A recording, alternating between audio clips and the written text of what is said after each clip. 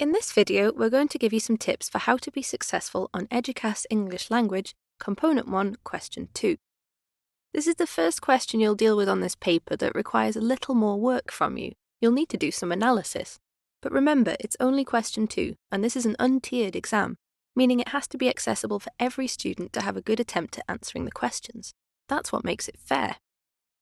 Usually, this question is an impressions question, worth 5 marks, but it can sometimes appear as a how question.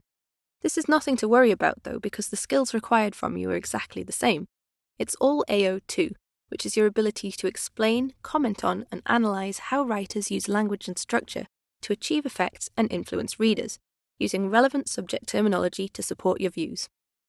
Subject terminology here refers to your comments on language used in the extract and exploring its effect.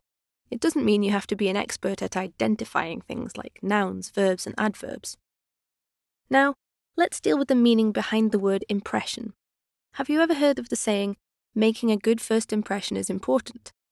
Well, this is about making sure new people have a positive opinion of you from the very beginning. For you and the purposes of your exam, the key word here is opinion. When people form impressions of us, they do so based on the evidence we share with them. The clothes we wear, how we behave, what we say, how we speak, our interests, and so on. For example, if you did nothing but talk about yourself in group situations, you'd probably be seen as self-absorbed, meaning preoccupied with your own life and feelings. With impressions questions, you have to infer or read between the lines to come to your own conclusion or opinion.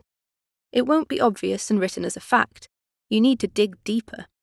It's important to bear in mind that impressions questions can focus on more than one character.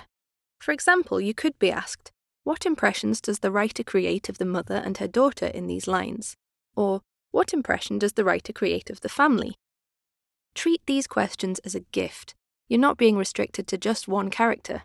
It's much easier to say a little about a lot, but make sure you do comment on more than one character if the question asks you to.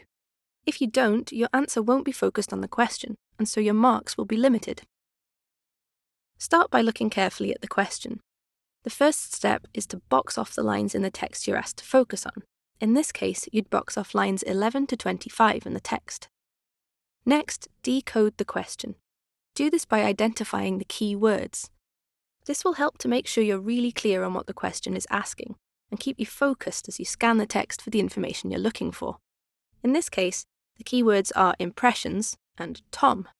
Remember, it's a good idea to use a different coloured highlighter to the one you used for the first question to help you stay on track. So, you've boxed off your lines and identified your keywords. Next, you need to read through the given lines, highlighting anything you think enables you to form an accurate impression of a character. Accurate being the key word here, you need to have reliable evidence.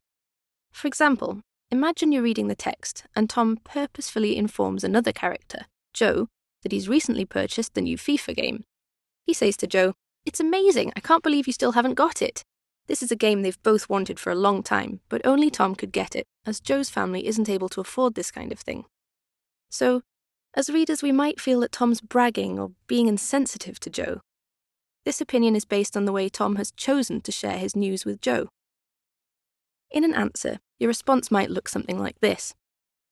Immediately, I get the impression Tom is unfairly bragging to his friend, Joe, about his new game when he says, "It's amazing, I can't believe you still haven't got it." He is inconsiderate towards his friend's feelings, as he knows Joe is unable to get the game himself. This is an example of how to write a single impression.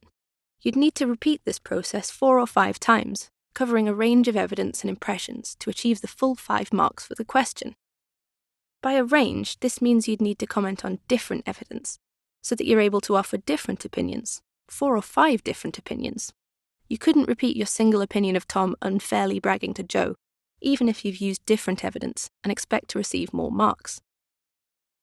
So, looking back at the example, 1 mark response, how does it address the mark scheme?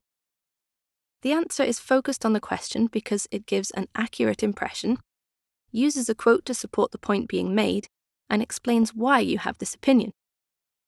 So, to summarise, the best way to address an impressions question is to state your opinion, support it with evidence that will back up your view, explain how your evidence proves your opinion, Use a connective to move on to the next impression, and then repeat the process another 3 or 4 more times, making new opinions with new evidence.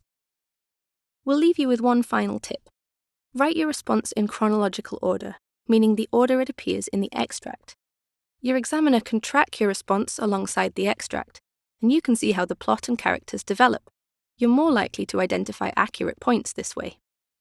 It'd be a great idea to practice this approach to see how it works, and build up your confidence before the exam.